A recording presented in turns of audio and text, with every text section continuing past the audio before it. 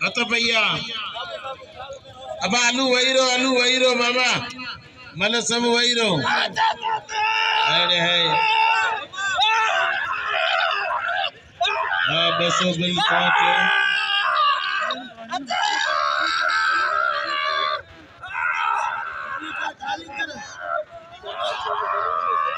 अरे बोलो जो तुझे जानते ये फसान ताड़ी लगे सीधी फसियो ताड़ी लगे सीधी फसियो ताड़ी लगे बोलो चला अरे बोलो मेहमान असा जो अब आने सीधी छड़े जवान थी मेहमान ये छड़ी दे अब आया भारती परे के रेना हो ये कह रही है तुम अब आने ये कटो यो आए केर अब आले सीधी हाँ मतलब जो कमा तू एडी कावड़ पाने गोठो नहीं देकर अब ते भले आने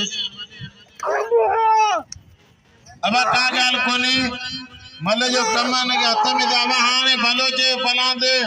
अने बाना वड़े पे अब ने के तर ठाचा मंजूर अने में हथो जो बस आई रशीशा